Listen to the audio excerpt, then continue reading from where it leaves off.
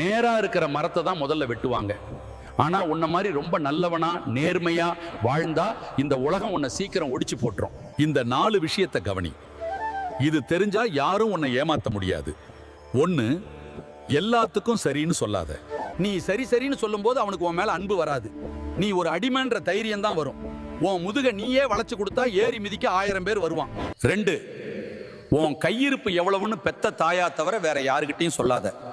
காசு இருக்குன்னு தெரிஞ்சா கடன் கேட வருவான், இல்லன்னு தெரிஞ்சா கேவலமா பார்ப்பான்.